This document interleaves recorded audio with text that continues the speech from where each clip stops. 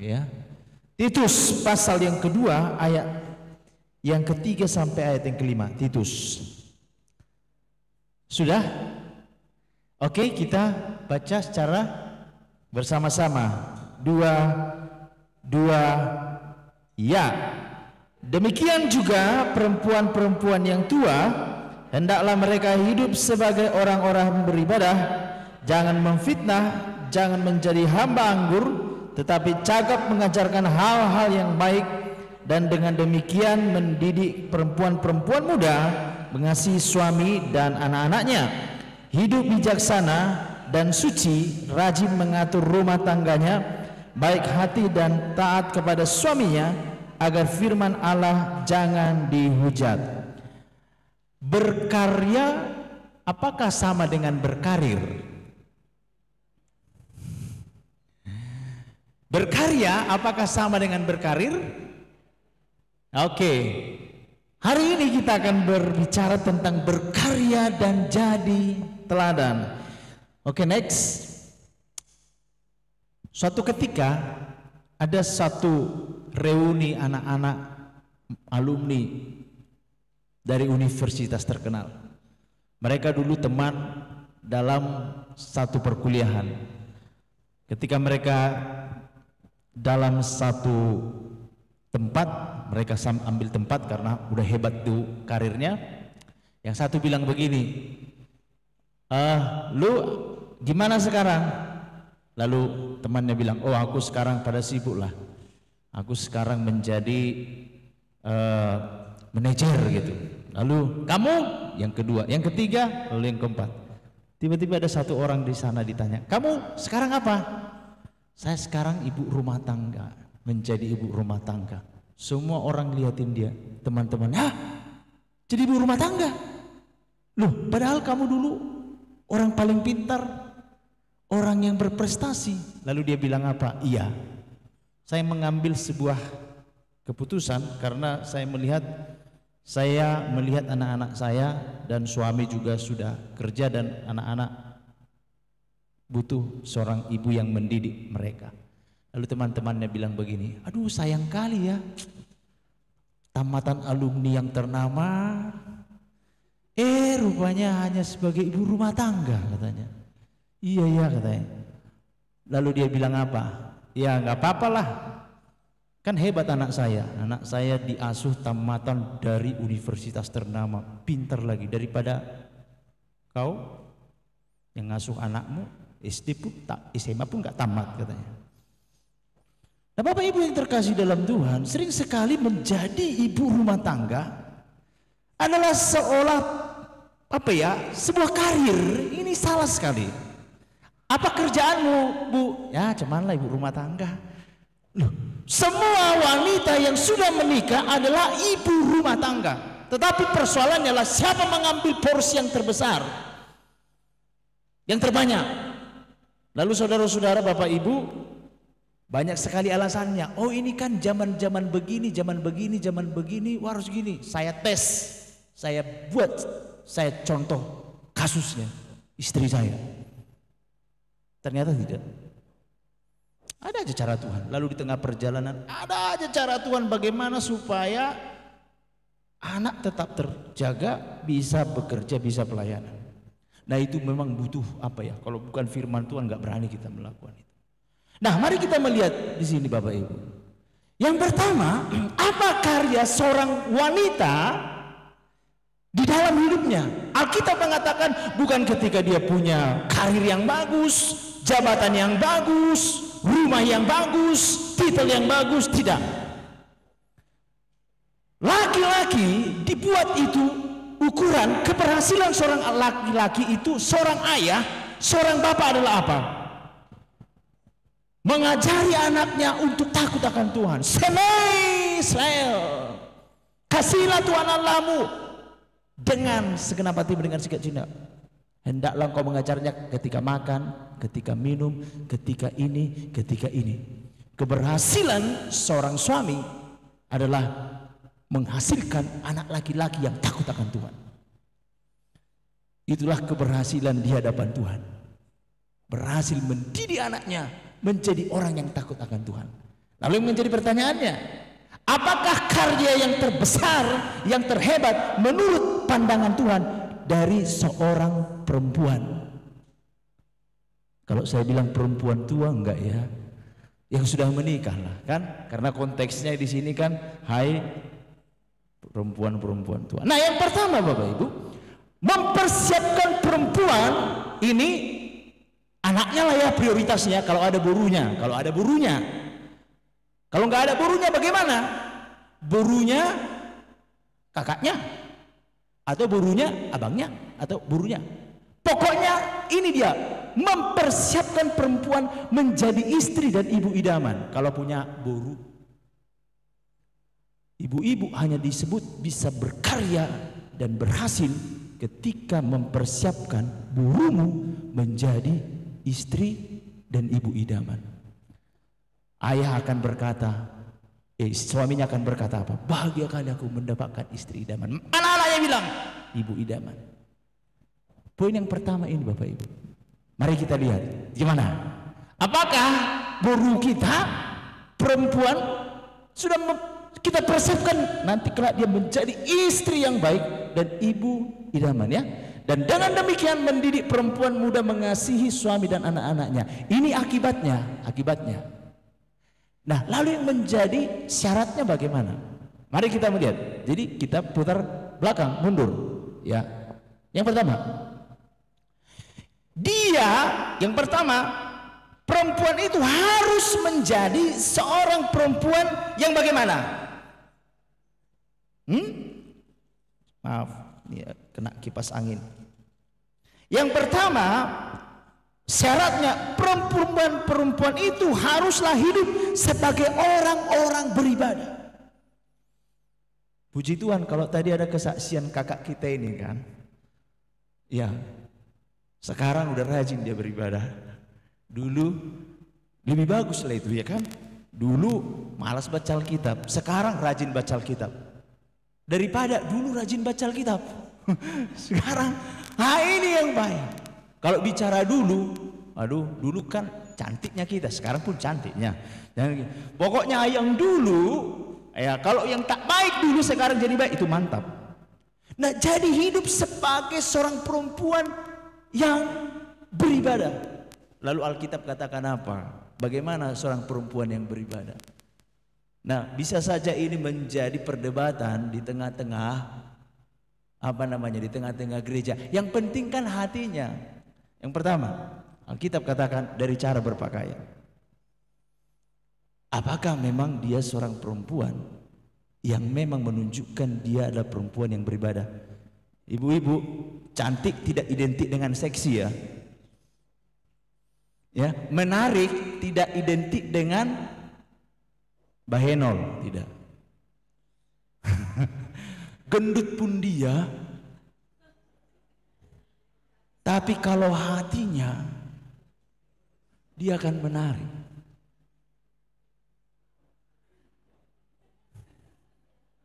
Benar ya? Sekarang ini sering sekali kita salah persepsi.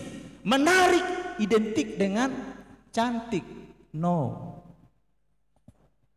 Dan seperti tadi, makanya ada istilahnya tambal sulam. Bukan hanya tempel ban yang ada, tambal ban, tambal sulam, ya kan? Hapus, hari ini segini, hari ini segini. Ya udahlah, kalau memang begitu sekarang zamannya, udahlah. Tapi ibu-ibu yang terkasih dalam Tuhan, yang pertama dia adalah perempuan-perempuan. Sorry. Ini next dulu, next. Oke. Sorry. Meloncat. Pulangkan dulu, balikkan. Oke, sebelum sampai ke situ ya, rupanya itu poin yang sana. Coba yang di sini. Next dulu. Oke. Nah, jadi akar istilahnya itu sopran. Arti dasarnya adalah menjadi orang yang berpikiran sehat. Jadi mendidik perempuan-perempuan muda menjadi perempuan yang kehidupannya terkendali dan mandiri.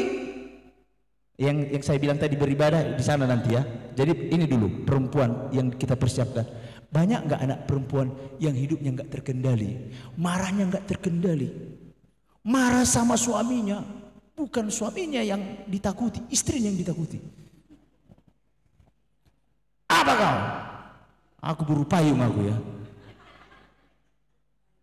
Hah? Jangan macam-macam kau. Kadang ibu-ibu, maaf ya, kadang saya kalau masuk ke rumah,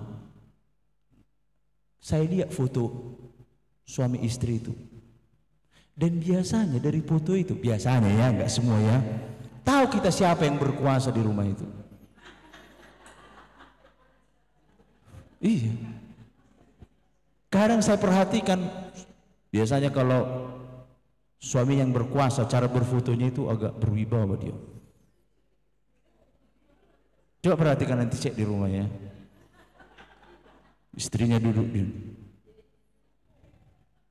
Saya pernah lihat merfoto Muhammad Todo Inaton.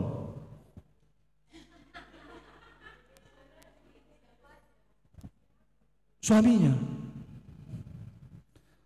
Dan waktu saya tanya siapanya yang itu, ibu tahu waktu itu kan, memang agak inat baik. Amat tes semuanya. Deh, jadi banyak ibu gagal mendidik borunya karena apa? Emosinya nggak stabil.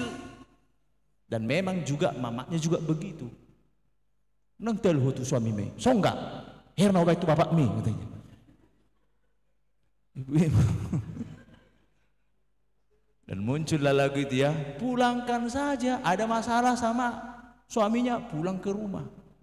Pulang, buruku, buruku. Ini mempersiapkan boru atau perempuan menjadi perempuan. Ini orang yang berpikiran sehat. Ternyata ini kata yang dipakai ibu-ibu, sopron. Perempuan muda ini, sopron, orang yang berpikiran sehat. Jadi kalau dia sudah tidak terkendali hidupnya, udah kurang waras itu. Udah nggak sehat pikiran itu, ada masalah. Lalu yang kedua, mempersiapkan perempuan-perempuan muda mandiri. Ada kadang begini ya, ibu-ibu ini gara-gara berusaha sadar, dimanjakan semuanya. Ma, bajuku, apa buruku, dan kita bangga. Kalau perlu makan pun disuapi.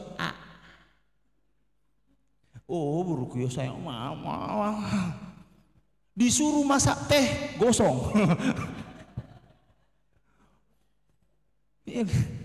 Disuruh nyuci baju, dibaikin warna baju yang berwarna. Tidak mandiri, masak pun nggak dididik. Banyak nggak seperti itu sekarang? Kalau seorang perempuan tidak pintar memasak, yang disalahkan siapa?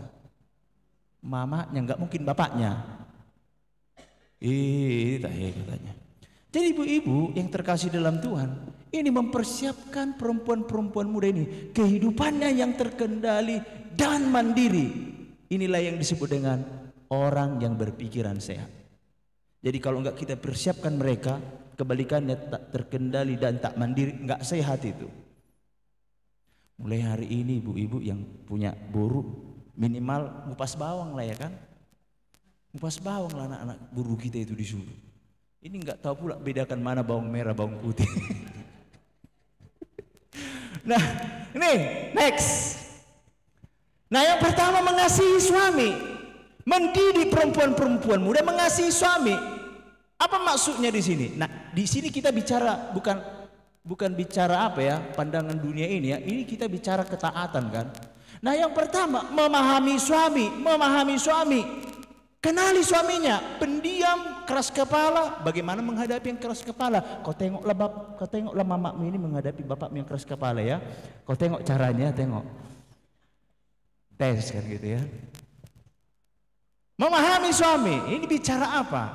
Bagaimana mempersiapkan dia. Nanti kalau kau bertemu dengan seorang suami, kau harus pahami suamimu. Lalu yang berikutnya, melayani suami. Ibu-ibu, banyak sekarang terjadi kasusnya apa? Bukan istri yang melayani suami, tapi pembantu yang melayani suami. Kalau suami melayani ini kan, udah makan pak, pulang dari tempat kerja pembantu yang buka pintu. Inate ngorok.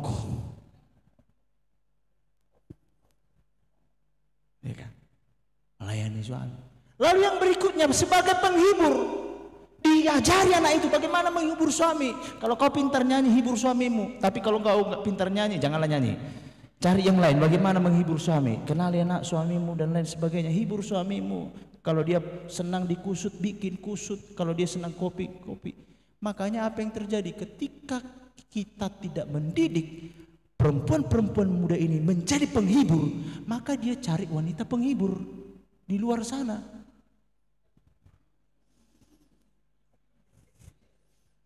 Karena kata ezer ataupun penolong, waktu Tuhan menciptakan Hawa, aku akan menjadikan penolong bagi dia. Itu kata yang dipakai adalah ezer, kata ezer. Kata yang dipakai juga untuk Roh Kudus, penghibur. Ibu-ibu, sudahkah menjadi wanita penghibur bagi suami? Pernah? Sudah bisa? Oh belum, nggak matua. Hal ini matua mah perlu perawatan. Mobil saya sudah tua, butuh perawatan. Sekali 2 hari dicek semua. Kalau yang baru nggak butuh perawatan, Bapak Ibu. Hal yang nggak matua ini butuh perawatan. Jangan sampai orang yang merawat di luar sana.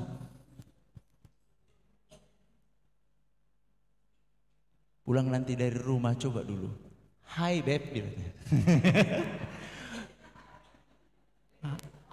hai say. Hah? Pokoknya biasakan memanggil suami itu kata-kata romantis di luar sana, supaya ketika ada nanti yang manggil dia di luar sana nggak pernah didengarnya, jangan dia kesurupan. Nggak pernah dipanggil istrinya ganteng, tampan, sayang, tiba dipanggil orang udah biasa sekarang, hai sayang. Nama tua iba. Ingat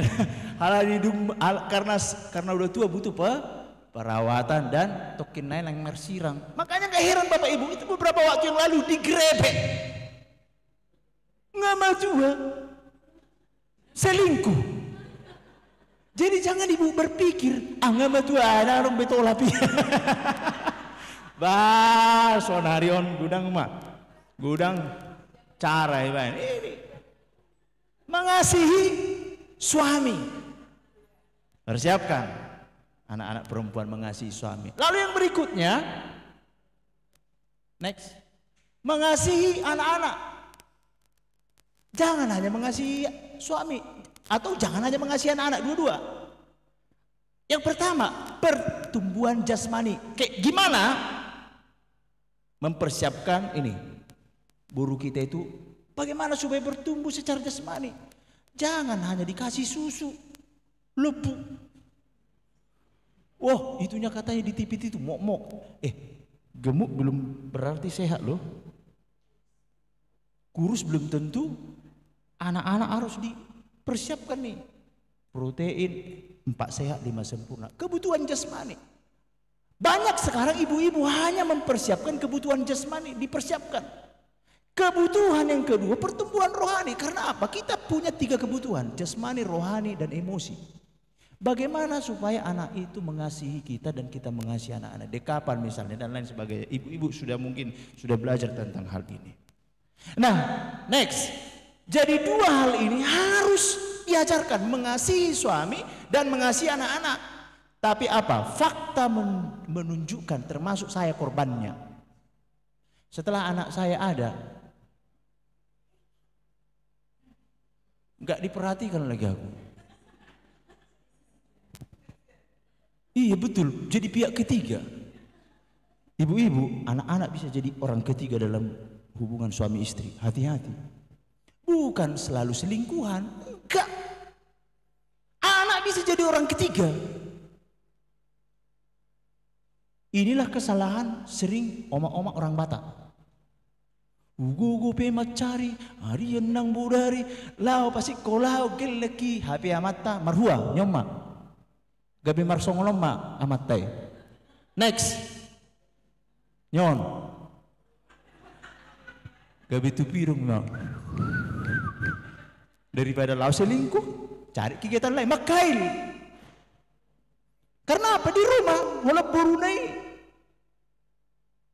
hola anak-anak. Makanya apa yang terjadi bapak-bapak, ibu yang terkasih dalam Tuhan? Setelah anak-anak itu besar, suami kita itu kasih banyak perhatian sama anak-anak kita, sama buru kita itu.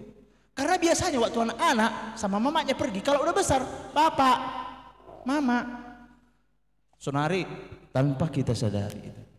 Jadi rupanya dua hal ini harus beriringan, mengasihi suami dan mengasihi anak-anak. Pikirkan sendiri caranya bagaimana. Next. Nah yang pertama itu tadi, yang pertama saya katakan tadi di firman Tuhan, hidup sebagai orang-orang yang beribadah. Diawali dengan apa? Rupanya Bapak Ibu, ibu-ibu yang terkasih dalam Tuhan, seorang wanita yang berkarya dan menjadi teladan dimulai dari apa? Takut akan Tuhan, ya, hierios. Ini merujuk kepada orang yang tinggal di bait suci, hidupnya sakral, ya. Dia seorang pendoa, dia menjauhi hal-hal duniawi, hedonisme, dan hidupnya saleh. Bukan berarti kalau bicara kesalehan misalnya apa ya, ngomong pun salam dan songoni maksudnya. Hidup di dalam kekudusan, segala sesuatu dikaitkan dengan firman Tuhan, mindsetnya itu. Makanya coba perhatikan Bapak Ibu, Alkitab sering mencatat, ya, kebanyakan dicatat pemimpin-pemimpin yang hebat itu selalu dikatakan ibunya seperti yang ini. Tapi kalaupun hancur rusak disebutkan juga ibunya ini. Samuel contohnya. Luar biasa kan si Hana kan? Dia orang yang takut akan Tuhan, menghasilkan seorang pemimpin yang hebat. Jadi Bapak Ibu yang terkasih dalam Tuhan, seorang ibu punya andil yang luar biasa mencetak pemimpin di masa yang akan datang atau tidak. Suatu ketika ada seorang anak kecil, dia melihat pohon-pohon yang besar sekali lewat di negaranya, negara Belanda. Lalu dia bertanya kepada mamanya, "Ma, itu dari mana pohon itu besar sekali?" Mamanya bilang begini, "Anakku, itu adalah pohon-pohon dari negeri di timur sana, namanya Indonesia. Bangsa kita menjajah. Anakku, kalau suatu saat kau menjadi orang besar, kau harus membalas kebaikan mereka, karena mereka ditindas oleh bangsa kita." Dan tahukah saudara siapa dia? Dialah presiden yang membuat politik etis di Indonesia di zaman Belanda. Saya lupa namanya itu. Akhirnya ketika dia jadi presiden, dibuatlah sekolah-sekolah di Indonesia itu. Bayangkan, hanya nasihat seorang ibu. Kalau kau menjadi orang besar nanti, ingatlah membalas kebaikan mereka. Luar biasa peran seorang ibu kan? Luar biasa. Mungkin ibu ini tidak diperhitungkan, tetapi Bapak Ibu, di tangannya ini anak mau jadi apa? Ya, oke, next. Yang kedua, jangan memfitnah. Nah, kata pemfitnah itu dipakai kata diabolos, yaitu kata yang dipakai juga untuk iblis. Tidak membuat gosip jahat. Taunya kau Ida, apa itu? Masa kau nggak tahu? Iya apa? Masa kau nggak tahu apa yang terjadi? Iya apa-apa? Taunya kau Ida, si itu. Kenapa? Begini. Masa sih? Iya begini. Padahal belum tentu kebenarannya. Hanya sama kau yang aku kasih tahu ya Ida. Yang lain juga hanya sama kau menyebar lah ini. Tiba nanti ketahuan, siapa yang bilang? Dibilang Eda ini. Eda ini dibilang ini. Kau dari mana? Ini. Mulai musik. Dia bolos. Nah, John Calvin mengatakan apa? Kebanyakan bicara adalah penyakit wanita. Yang namanya penyakit mana itu ya? Penyakit wanita. Dan katanya, dan meningkat seiring bertambahnya usia.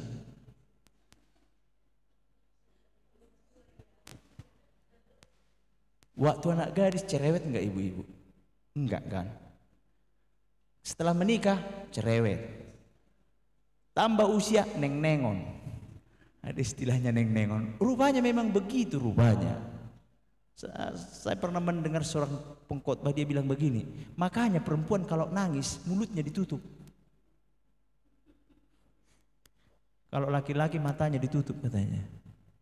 Karena laki-laki matanya yang berdosa. Kalau perempuan mulutnya yang berdosa. Belum pernah kulihat laki-laki menangis. Dak ya ada besok ini. Ada dong? Ini ada kan?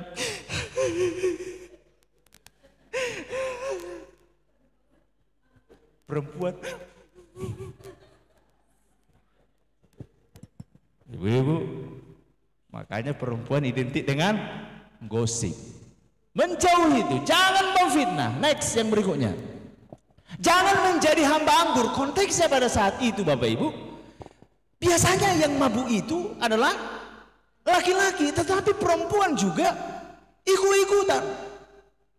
Nah kalau sekarang konteksnya mungkin nggak mabuk, tapi Bapak Ibu, apa penyakit laki-laki juga dikerjakan oleh perempuan sekarang ini. Orang binoto be di lapo-lapo tua gitu, oh adong mas inai naikkan kakinya satu, membahas tugil, diskusi doho amang mang nihala, sama juga kelakuannya.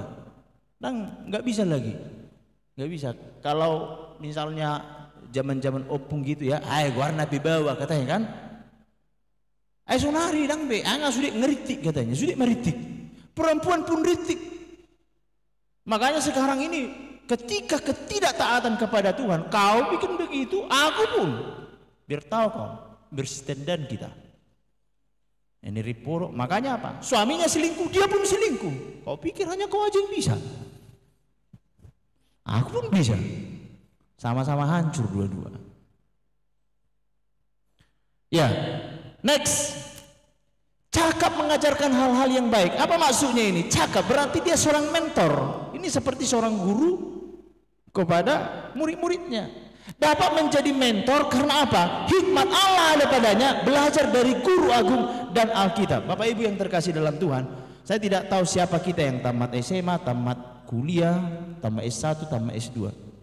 Tetapi Alkitab mencatat, ini pikirannya Allah. Maka Paulus katakan apa?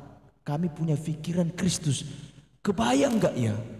Kalau misalnya seorang ibu ini hidup di dalam dirinya. Maaf, otaknya Allah. Bayangkan. Kalah itu S2, S3, S4. Kenapa bisa dia menjadi guru? Walaupun dia tidak mengecap pendidikan yang tinggi, kita dimungkinkan menjadi orang-orang yang berhikmat menghadapi situasi dan lain sebagainya. Bapak Ibu, kalau misalnya kita, ya contoh lah ya, kalau misalnya saya ada orang yang konseling sama saya, ketika dia kasih tahu misalnya persoalannya, di otakku itu langsung berputar, ini kayak kasus yang ini kayak kasus yang ini kayak kasus yang ini kasih sama dia. Dikira orang laku pintar. Padahal apa? Ketika ada orang yang punya masalah, itu saya berdoa, Tuhan baru jawaban non. Itu dia doa diarah kemana ini? Di otak itu, kau ingat peristiwa ini, kau ingat peristiwa ini. Itu ya, seperti ibu tadi, betul firman Tuhan itu. Itulah yang membuat hikmat di dalam kita. Sehingga apa? Kita mengajari orang lain. Biasanya orang mengajari orang lain karena dia sudah mengalami. Kan begitu? Tapi enggak harus kita alami, kita bisa mendidik orang lain. Contoh lah, ya ada seorang pengkhotbah, dia enggak menikah, tapi dia diberikan kesempatan untuk melayani orang yang mau menikah. Kayak mana itu? Ada orang bilang begini, macam mananya dia konseling kepada orang yang tak menikah, padahal dia sendiri pun enggak menikah. Seharusnya yang udah menikah lah ya kan? Karena apa? Tetapi apa? Kenapa dia bisa menjadi seorang konselor? Bagaimana menjadi seorang suami, bagaimana menjadi seorang istri? Karena ada firman Tuhan ini. Ibu-ibu, di sini ribuan tahun banyak persoalan-persoalan yang pelik dan diselesaikan oleh Tuhan, dan hampir mirip sebenarnya di setiap zaman itu, berulang. Cuman beda aja bentuknya, beda aja, dan bagaimana penyelesaiannya. Sebenarnya kita dikasih Tuhan ya jawaban atas semua persoalan apapun itu. Masalah karir, masalah kebutuhan, masalah anak, masalah semuanya ada di sini. Ada di sini.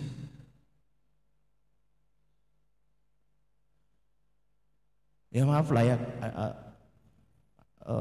Ibu Chance Tobing. Dia kan nggak punya buru jasmani kan. Tapi Alkitab berkata, wanita yang melahirkan secara rohani itu lebih banyak daripada yang melahirkan secara jasmani. Enggak harus kita itu melahirkan anak-anak jasmani, tetapi anak-anak rohani. Lalu bagaimana mendidik mereka? Bukankah banyak kita lihat peristiwa-peristiwa dia bilang begini, aku memang punya mama jasmani, tapi inilah mamaku. Ada orang yang hanya bisa melahirkan saja, tetapi nggak bisa mendidik anak ini kenal Tuhan. Dari orang lain dia tahu. Maka ada istilahnya apa? Ibu rohaniku. Dialah yang membuat aku mengenal Tuhan. Gue maku loh, horas mak. Olah mabait deh boto. Ya kan? Banyak seperti itu, banyak. Ya, cakap mengajarkan hal-hal yang baik. Ya. Next. Karena apa? Karena dia belajar dari guru agung dan Alkitab. Murid-murid Yesus 12. Orang-orang apa itu semua? Orang-orang pinggiran. Tapi mengapa mereka bisa menggoyang dunia, menggoncang dunia, membuat orang terkagum-kagum? Karena mereka mempunyai guru agung yang disebut Yesus. Dan guru agung itu ibu-ibu mau mengajari kita setiap hari. Gratis. Caranya bagaimana? Itu tadi. Pagi-pagi diajari firman Tuhan. Ngomong firman Tuhan itu sama kita. Diajari kita. Yang salah pun ditegur kita. Saya sebenarnya ibu-ibu, saya jantungan kalau diundang khotbah. Kenapa? Karena tema itu saya yang terlebih dahulu ditelanjangi. Aduh, belajar lagi, tiap hari belajar. Bukan sama pendengar itu yang pertama, aku yang pertama kali diajari. Begitulah kita ketika mendengar firman Tuhan ini, diajari kita, dikoreksi. Maka kita menjadi orang-orang yang cakap mengajar. Ibu-ibu, salah satu hal yang salah di dalam mendidik anak apa? Kita hanya mengajarkan kesuksesan kita di masa lalu dan kita nggak mau mengajarkan kesalahan kita di masa lalu. Jangan kau kayak mama Mini. Dulu mamamu begini, makanya begini. Bapakmu itu dulu gini, maka jangan kau ulangi. Itu sebabnya di dalam Alkitab dicatat semua kesalahan orang-orang yang kita kagumi. Abraham, Daud apa lagi? Gimana itu? Diceritakan proses bagaimana dia selingkuh dengan Bathsheba, ngintip dari soto, kayak mana itu? Gimana lah itu coba? Itu butuh apa itu? Butuh tuntunan Roh Kudus itu. Dia mengajarkan hal-hal yang tak baik dalam dirinya supaya tidak diulangi oleh orang-orang di masa yang akan datang. Next. Yang berikutnya, yang kedua, karya seorang ibu berkarya dan menjadi teladan. Kalau yang pertama tadi kan, nah yang kedua ini, agar firman Allah jangan dihujat. Oh, ternyata ibu-ibu yang terkasih di dalam Tuhan, jangan kita berikan tanggung jawab ini hanya kepada hamba-hamba Tuhan. Oh tidak, rupanya ibu-ibu ini, perempuan-perempuan yang mendidik anak ini yang kedua, agar firman Allah jangan dihujat. Oh ternyata bisa karena kelakuan kita, bukan karena kita bodoh ya, bukan karena kita nggak berpendidikan, tetapi karena sikap hidup kita. Firman Tuhan dihujat. Next. Bagaimana caranya supaya nggak dihujat? Yang pertama, hidup bijaksana dan suci. Tetapi seringkali yang terjadi dalam hidup kita bukan bijaksana ya. Bijaksana, bijak sini. Oh ini, bijaksana beda nggak dengan pandai? Pandai dengan bijaksana itu beda. Bijaksana itu dia bertindak, berbicara, berpikir di waktu, tempat yang tepat. Maaf ya, itu seharusnya ada dalam kurung itu. Bertindak, berbicara, berpikir di waktu, tempat, tanda kutip yang tepat. Inilah orang yang bijaksana. Dia enggak langsung berkata-kata karena apa? Situasinya enggak bagus nih. Memang harus dikatakan, tapi kayaknya waktunya enggak pas nih. Suasananya enggak pas nih. Coba lah ibu-ibu misalnya, kalau misalnya suami pulang dari kantor, jangan kayak ini. Lalu kita bilang, Papa ada baju baru nih. Ah mana terjadi? Oh nasonggak. Padahal sebenarnya nggak salah kita bilang kan. Tapi kalau kita lihat suami kita, cocok lah ini. Pak, gimana hatimu? Gimana lah mah, senang ini. Oke mah, ada lu baju baru mah. Sering sekali Kesalahan kita di situ, termasuk saya, termasuk saya. Akhirnya apa? Apa cuma doh per ibu Lydia. Bulan di ibu Lydia doh. Alai si boto ho, isuku kom manang daun ida. Ibu kemarin kain pasutri. Curhatlah situ semua bapak-bapak. Curhat juga mama-mama. Rupanya seringkali persoalan dalam suami istri bukan masalah besar, tapi masalah air minum. Masalah apa lagi? Masalah menemani makan.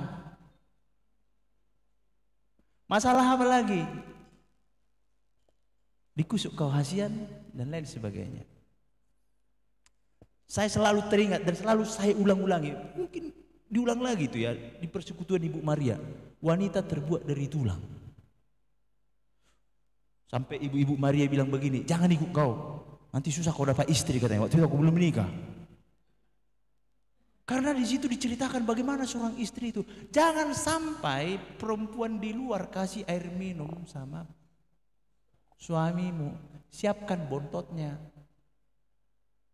Pak, ini nanti air minummu ya sayang. Asih, memang itu ya. Ya. Kalau dia suka minum jus, siapkan jusnya. Kalau dia suka minum kopi, cobalah ibu-ibu, ada seorang bapak yang senang sekali disiapkan kopinya. Bagi kita ayah susah nih, nyak kopi, nyak gula, nyak air panas, cocok, selesai, waduh. Susah nih kan gitu kan. Apa pelayanan itu? Makanya nggak heran pergi dia ke kedai kopi, padahal kopinya 5.000 satu. Hola tu kopi di mana? Makan sering. Hola ku udah kopi doh. Hola ku kedai kopi di sini katanya. Bukan disiapkan kedai kopi di situ, dilayani. Ibu-ibu sudah tahu apa kesukaan pasangan? Kalau nggak tahu, tanya mertua ibu. Dulu dia suka diapain? Oleh ibu mertua itu. Tapi pernah nggak terjadi waktu kita menikah, Inang, apanya kesukaan anakmu ini? Pernah? Ngapain tanda? Udah tahu ya, kalau udah tahu puji Tuhan. Tapi banyak yang nggak tahu. Karena istri itu harus bisa menjadi apa? Menjadi pacar. Menjadi apa lagi? Menjadi teman. Baru menjadi apa lagi? Tempat curhat, betul seperti kakak tadi. Terus apa lagi? Kawan tidur. Ya kan, nyamuk pun bisa kawan tidur. Apa lagi? Apa lagi ibu-ibu? Sebagai, kutanya dah dulu karena kita udah lama menikah ya. Tanya lagi, apa lagi? Ini curahan hati seorang suami ini ya kan? Apa lagi? Sebagai apa? Apa? Teman berantem. Oke, teman berantem ali tabana. Udang anak pitu. Berbeda ali tabana. Tohodi teman berantem. Teman apa lagi? Jalan-jalan apa lagi? Cari uang apa lagi? Dimakan, ngelilingkan. Nggak ada ibu-ibu yang bilang harus bisa jadi ibunya. Iya. Loh. Maaf ya, mungkin saya lebih muda. Inilah kelemahan istri-istri. Nggak bisa jadi mamanya.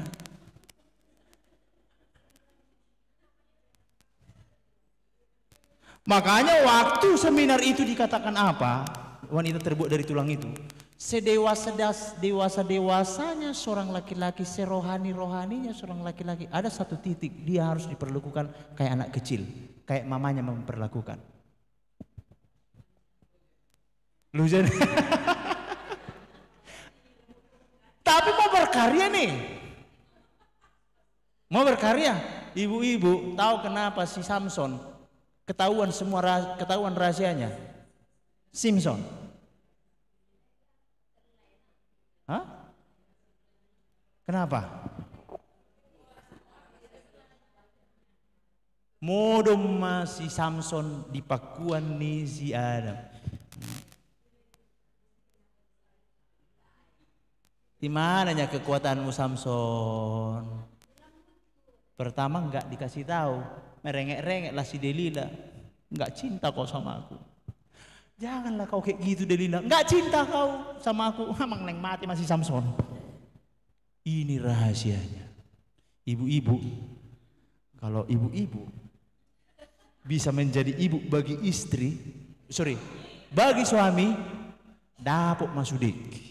Nekat tong dok rahasia PK luar sudik. Inilah kadang kita yang gagal. Secara khusus ibu-ibu. Saya waktu bawa mobil kemarin, karena tiba-tiba ya, karena sudah buru-buru itu mobil. Ayo naik semua. Waktu saya naik mobil, tiba-tiba istri saya baguskan kerah bajuku. Tak kenapa perasaanku gitu, senang kali gitu. Padahal hanya gini aja coba. Bener. Betul. Isir nona sering songoni. Oma talo malang istri tak, malang inang. Oma tak. Itu alam bawah tidak sadar. Jadi pulang dari sini, bereng tong wajah amat songo nasi mata mebah. Praktek kalau besok saya kebutuhan sederion. Nah ini hidup bijaksana dan suci. Ya, karena apa? Karena laki-laki itu taunya dia itu, tapi cara menaklukkannya itu. Jadi jadilah ibu bagi yang masih ada suaminya ya. Jadilah mamaknya malam ini. Sini dulu kau pak tidur berku cari kutumu. Iya. Saya pernah melihat ini rupanya di otak kita itu ada saraf bodat. Ini nama bodat tuh. Laster pudum dulu. Harimau singa semua kalau udah dilus kepalanya menak. Oke. Next yang kedua. Mengatur rumah tangga. Apa maksudnya di sini? Manajer rumah tangga. Dia seorang manajer. Manajer bukan pemilik perusahaan ya. Dia yang mengatur, ada bosnya. Dia memanage. Kalau di kitab Amsal dikatakan apa? Bangun pagi-pagi dan lain sebagainya. Dia bisa memanajemen itu nih. Memang ibu-ibu ini sebenarnya luar biasa. Bisa jadi tukang cuci, tukang apa lagi? Pemasak, jadi sekretaris. Bayangkanlah itu kalau 3 digaji. Tukang apa lagi? Tukang pukul, ya kan? Merdigi kan, DG Jopati kan itu tukang kusut maksud saya, tukang kusut, tukang apa lagi? Semualah. Seorang manajer yang handal, luar biasa. Ya, oi kodomesteu, manajer rumah tangga. Next, taat kepada suami. Ini, kalau udah bicara taat sama suami, tunggu dulu pak. Kalau ibu kakak tadi dibilang. Apa tadi kakak bilang? Aku bersyukur ada suami apa tadi kak? Yang mengasihi aku. Coba dari dulu, ibu-ibu dari dulu berani mengungkapkan itu. Aku bersyukur karena suamiku yang sekarang membimbing aku ke air yang tenang. Ia membaringkan aku di padang yang rumpuh hijau. Horas mama, horas. Kayak gitulah taat ya lah. Kalau seperti tadi ya lah mang taat aku mau aku amang. Tapi kan udah takdir kita, bukan takdir ibu-ibu menjadi istri dari Pak Lado itu. Tapi takdirmu yang sekarang yang di rumah itulah. Taatilah. Istilah militer, taat. Ibu-ibu kalau militer bisa ada pertanyaan, karena itu tadi ya. Bajabah.